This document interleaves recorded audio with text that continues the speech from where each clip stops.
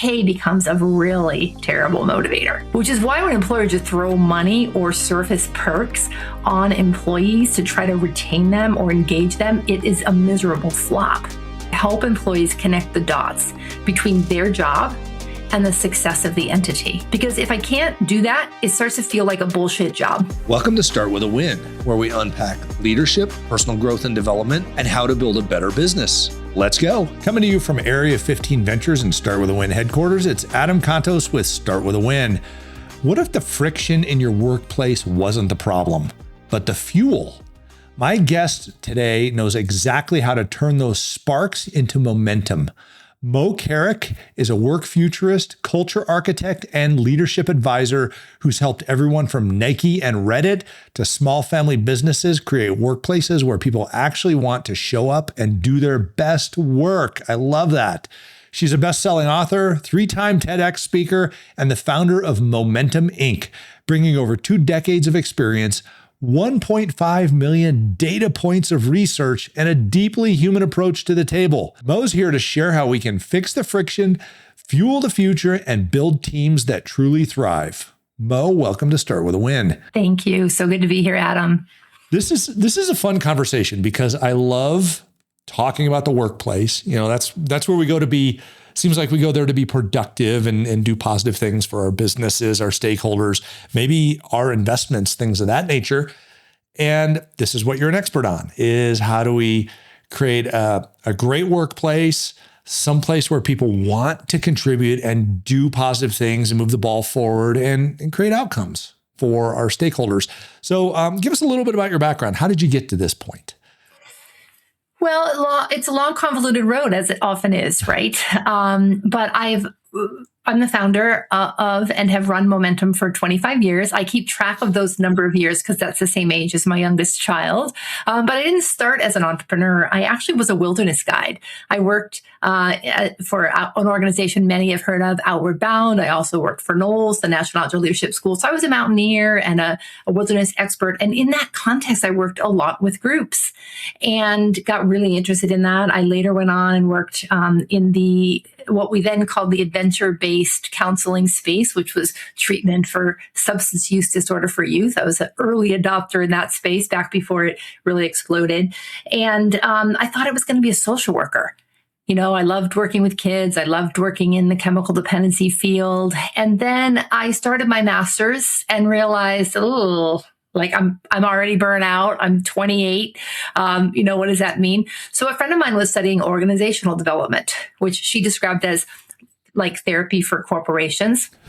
And I thought, well, that sounds interesting, So I kind of jumped ship, went to a different graduate program, went internal, working in high tech back in the 80s. I'm dating myself here, but when cellular was still analog, Adam, that's how long ago it was. And I loved being a student of systems. How do people work in systems to get great results for their organization without dying on the vine?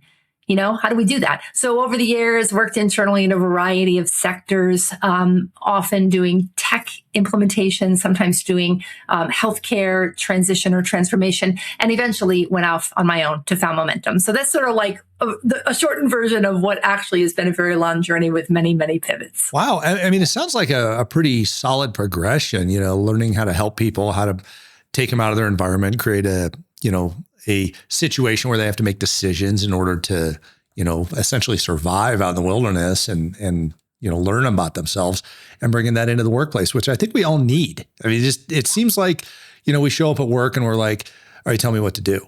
But we don't really want people in the workplace to sit around and go, I'm waiting for you to tell me what to do. We want them to find some sort of motivation and inspiration to go out and figure out what needs to be done and do it the best that they can. And a lot of times that's better than what the workplace requires of them or requests of them for that matter. So we're all talking about culture here. I mean, that's about workplace culture and what the expectations are and how you set those. What are some of the things that you're seeing as far as trends now in the workplace culture and maybe misconceptions and what can we shine the light on in this conversation? Yeah, well, I love what you said about bringing out the best in people and helping people discover their own motivation, their own inspiration, their own accountability in the workplace. And I think there's really 2 sides of this story, but at our very best, they're aligned. And when I say two sides, I'm really referring to the employee experience and the employer experience. They're often really, really different, but they have to connect at some point in order for the organization to win and for the human being in it to win. And the way I sometimes say it, Adam, to clients and colleagues and when I'm speaking is, if there's no organization, there's no jobs. Right? If there's no workplaces, there's no jobs. Not every single human on this planet can run their own business, and many are not hardwired to do so. So and in addition, we can't do great things without the synergies of people coming together. So that's where organizational culture really starts. And I think there's a lot of trends happening, to your questions, in the post-COVID-19 era and in the really dynamic transformational space we're in right now in the meta environment. Geopolitically, climate change, a loneliness epidemic. We're in a rocking place right now for workplace dynamics. The workplace is changing. The future of work is not going to look tomorrow like it did yesterday. And I think the jury's still out on what that exactly means when we look at hybrid work, when we look at AI and how that's influencing everything we do. But here's what I know in my bones. Workplace culture drives how people show up at work and the extent to which the organization can get results in ways that are far greater than we have been willing to admit for decades. So what I think we get wrong about culture, especially business owners and founders, is that it will form in a healthy way on its own, especially for entrepreneurs who don't have time to pay attention to culture because they're too busy trying to survive. I know, because I've been there and I've worked with literally thousands of companies and entrepreneurs doing just that. So in the beginning, we just kind of hold our nose and hope that we can do something right to create a healthy culture that other people want to come work for. And that's normal. But at a certain point, it becomes critical that we start to notice and acknowledge what kind of culture are we building? Because usually that culture in the beginning is mirroring off the founder themselves. Right. Now, if they happen to be a really awesome culture leader and they've thought about it and they're passionate, they may get it right. But most of the time, that's not the case. Most of the time, they're pretty focused on their innovation or their idea or how to raise funds to be able to do what they want to do. So that's, I think, the mistake we make, is that we think it will organically build itself to be healthy. It will organically build. It will organically build. But will it be one that people really want to work for and that will bring out their absolute best? Well, it could be organically dysfunctional too. Totally. And it often is. Yeah. Oh, totally. I mean, I was listening to what you were talking about. I wrote this down. And if you look at over the past, call it 5 years from today, if you will, we've had more than 5 different workplace culture types. So we've had COVID, we've had work from home after COVID. So, you could get out actually, because we're kind of forced into the first one. Yeah. You've had hybrid, we've had return to work or return to office. And now we have AI. Right. So we've got, how am I supposed to form my culture around something like that? Obviously it's very progressive and you have to be willing to call it out and deal with it but it's really interesting when we try, if we went back even 3 of those and try and set a workplace culture, it wouldn't work today. Yeah, that's right. So how do we convince leaders that they need to be flexible with this and actually, I want to mention one other thing you said, and I had not heard this before. So this is brilliant. You said employee experience, which we've always been really kind of the employee advocates and, things like that. We've never been the employer advocate and interested in the employer experience. So that's an interesting statement there, is employer experience, because I'm an employer. I've got like 6 businesses but I'm interested in the employee experience. But at the same time, I have expectations. And accountability and things like that, because I have shareholders and investors and things like that. But this is really a fascinating thing. So tell me, today, as we stand, it's 2026. What are some of the cultural expectations you think exist for the successful organizations today?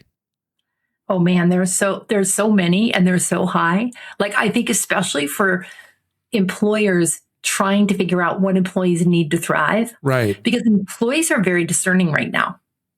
Especially the younger generations. When we think about Jonathan Haidt's work in the anxious generation, Yes. And you look at the advent of AI, we are seeing a really different worker come into the workplace today. They have, and I'll even use my own children as an example. They have really different expectations of what work can do for them. My first book, which was titled "How Fit Matters: How to Love Your Job," was really about looking at what it is we need from work. Those needs have stayed the same even amidst the global pandemic, but they play out differently. And in fact, in some ways, some of those needs have been met even more successfully in the post-pandemic reality. For example, the need for flexibility that really is enhanced often by work from home policies.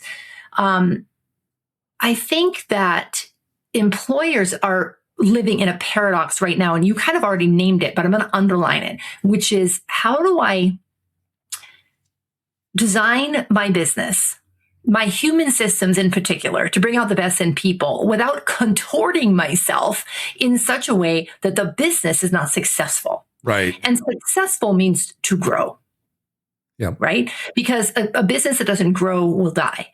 The way I think of it, Adam, is every business is a living system. And every employee who works for a business, whether they're a nonprofit, a mega company, or a family home business, manufacturer, doesn't matter what industry, every employee who works there ought to be and feel some level of accountability for the health of that system. It's a living system, and we all own a part of it, especially leadership, of course, but also every employee. So one of the things that I think employers need to do and don't always do very well is to help employees connect the dots between their job and the success of the entity. Because if I can't do that, it starts to feel like a bullshit job. And I don't know about you, Adam. Have you ever had a bullshit job? Yeah. No, you sit there and you watch the clock, and all you can think of is when you can be done working. Totally. Right? It's the worst. Yeah. It's the worst. And, for me, I've been fortunate. I love my work. I've worked since I was 13 and a half. I had to lie because I wanted to work so bad. So, you could put me on the overworking side of the spectrum, but at its best, work gives us so much that it ought to be joyful. It ought to fill us up. And we, the individual employee, have a huge role in that. I don't think employees are passive. We can't expect our employer to make us happy. We own our own thriving. But the good employers out there, to your point, are being mindful of human needs and are designing their system in a way that activates those human needs rather than compromises them or literally kills them, which does also happen. Okay, I like this. And you mentioned these human needs. So your research has uncovered some core needs of employees at work. Let's get into those if you want to kind of run through those. Yeah. I think there's 7 of them. Is that correct? Yeah, there's 7 of them. And I was really delighted. I don't know if you're familiar with the Surgeon General's report that came out in 2023, Dr. Vivek Murthy. They wrote a report called, it was a study on workplace mental health and well-being. Mm-hmm. And that study came out way after my research started, and my first book came out in 2017. But they came up with 5 needs of work for people, and it coincides 100% with our 7 needs. So I don't have them in front of me right now. I should, but I'm going to go through them as best I can. And I always laugh on podcasts because I can't necessarily name off the 7. That's fine. But I'll give you some of the gist, right? So, and they're not in any particular order. This is what's really interesting about our research and research of others, is that one of our needs of work, of course, is to be able to meet our basic needs, which is, in a capitalist society, our cash and non-cash compensation. Right. Now, that one often seems like it is in first position. And in fact, it is if 2 conditions aren't met. And those conditions are, number 1, that we feel paid fairly. And number 2, that we can meet our basic needs, which are, I'm using Maslow's model here, right? Food, water, shelter, safety, and security. If I can't provide those things for myself or the people who depend on me, then I'm always going to be pretty preoccupied with pay. But once those conditions are met, so once I feel like I can meet my basic human needs for survival, and I feel paid fairly compared to other people like me, pay becomes a really terrible motivator. Which is why when employers just throw money or surface perks on employees to try to retain them or engage them, it is a miserable flop. because it's not actually a huge motivator for us. Now, sometimes it can be, for example, in highly paid sales functions where you're paying people 5 times, let's say, what somebody else does. That can be motivating to keep you going on that grind for a while. But even that gets exhausting at a certain point. So that's interesting to me that first need actually falls when those needs are met. So some of the others that come up for us, obviously we mentioned one already, purpose. I need to understand, we all want to contribute to the world. We want to do something that matters. Now, that doesn't necessarily mean that I want to work for an organization whose mission I can get behind, although that can certainly be a case, especially for entering employees these days. But it also means if, let's say my company makes widgets and maybe I don't really care about those widgets. Well, that's fine. But do I understand something about my job that makes that meaningful? How does that widget help people do something or feel something or want something, So purpose is certainly one. Another need we have of work is to feel seen and valued. In fact, that's one of our biggest important needs. And it connects to a third, which is our need for connectedness. Those two things are slightly different, feeling seen and valued and feeling connected, but they really, really matter. Alison Pugh wrote a book last year called The Last Human Job. She's a sociologist, and she was researching AI and how it's impacting work, especially work that demands high connectedness, like counselors and clergy. And I actually think leadership is one of those jobs that requires high connectedness. When we don't feel connected somewhere, somehow, we suffer. And sometimes we even die. So we work, if you're only working, or if you're working 40 hours a week, which is generally considered full-time, many jobs are more than that here in the US, you're spending more time at work than you are anywhere else. Right. So your need for connectedness at work is really quite primary, which a side conversation could be, how has work from home impacted that? Right. But I'll go through a couple of others. We need to feel that we can be safe in taking risks, which I sometimes call psychological bravery. Yeah. So that creates the space for innovation and creativity when we feel safe in our environment, or at least that we can be brave. In other words, safety isn't necessarily guaranteed, but we crave that desire to stretch in the workplace. Let me pause there because I'm fire hosing you a little bit. What do you think? This is great. And I can see how this progressively, you said they're independent of each other, but they also progressively build upon each other. And you mentioned Maslow's hierarchy of needs. We are climbing Maslow's hierarchy right now to a great deal. But yeah, this is fantastic so far. And I love how you said this one is possibly overrated, the compensation piece. Yeah. Because I think people want to feel intrinsically good about their job as well as see it hit their bank account. But at the same time, if you can be making a ton of money and be miserable as hell. So, we see a lot of very successful people burn out. So, it's fascinating. I love the be seen and connected. Mm-hmm.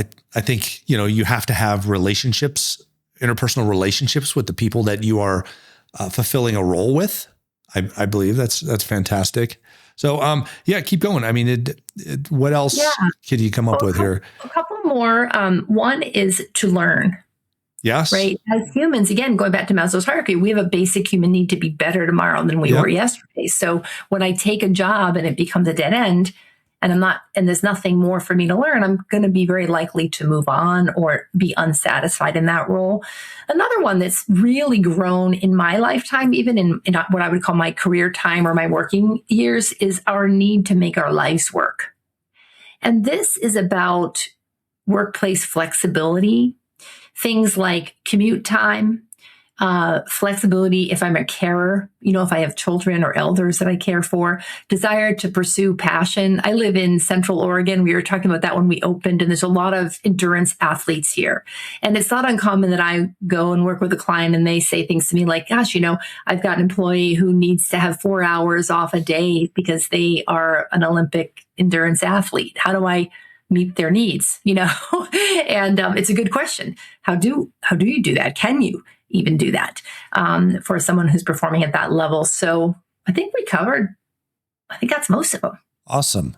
Yeah. I love that. I mean, it's interesting when you take a look at these things, because while these things are core to successful organizations, it seems like we're always fixing these things after the fact that they're ignored, or we're not clear with employees on these things.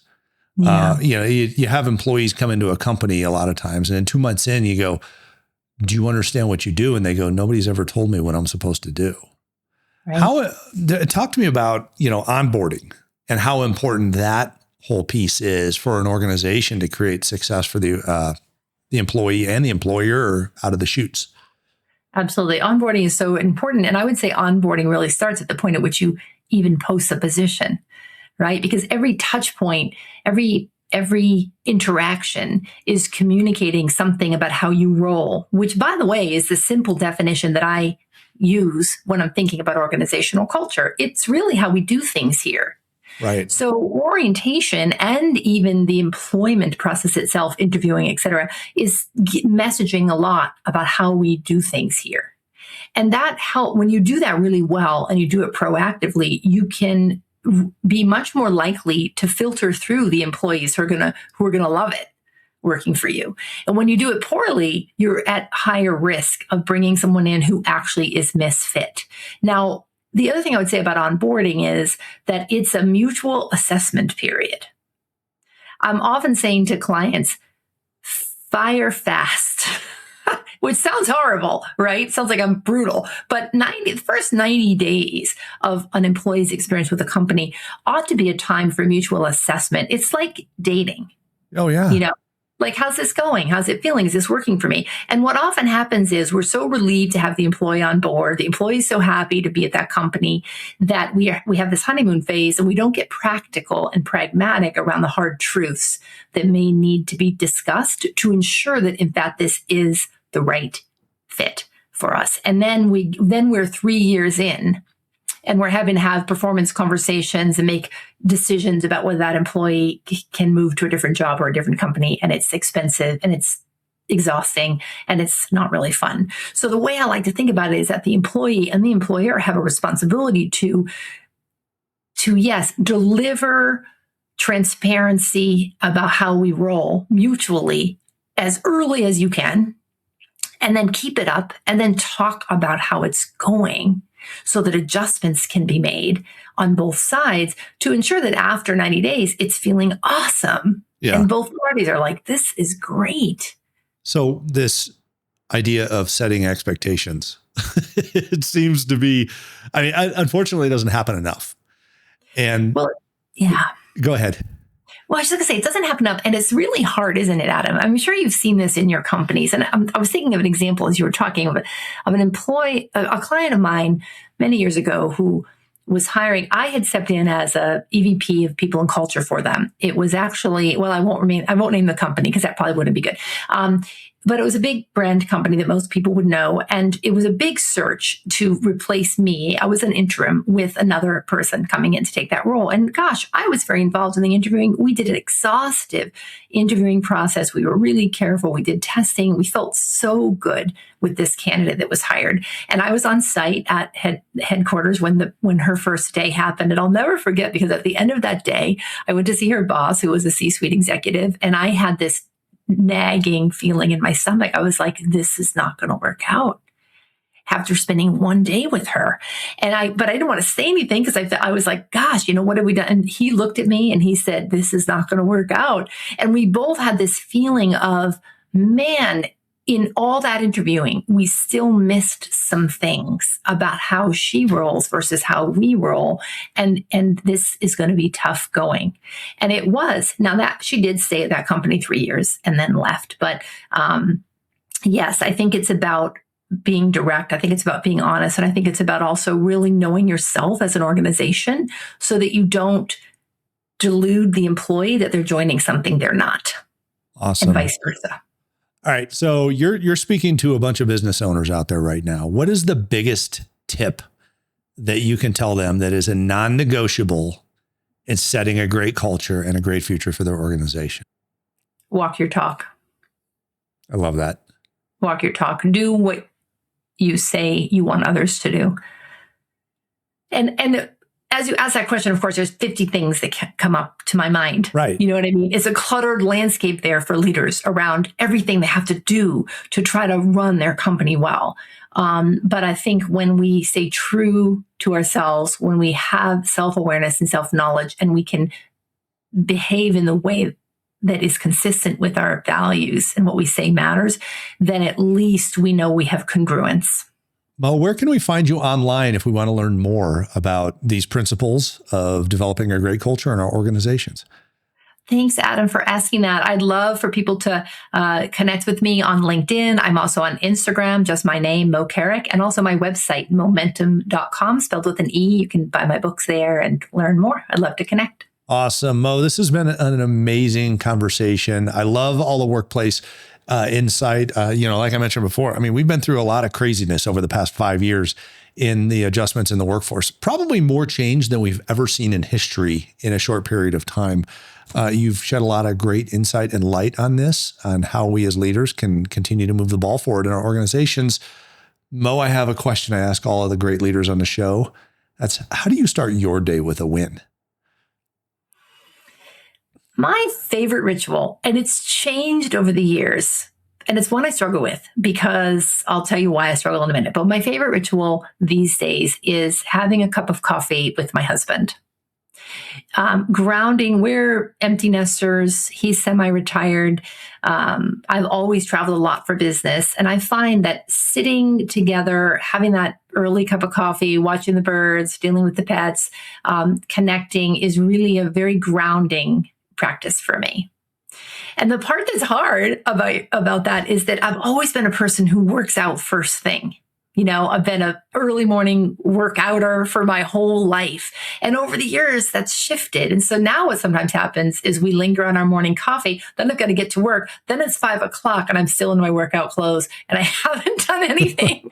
So I'm still trying to figure out how to make that routine win all the way around. Well, it sounds like you're scoring some points there. So that's great. I mean, it's relationship and health are incredible things, and actually finding yourself in the morning. I love that part of it. So Moe Carrick, thank you so much for all of this insight and wisdom on workplace culture and really how to get it done. And I love that, bullshit job piece you were talking about as well.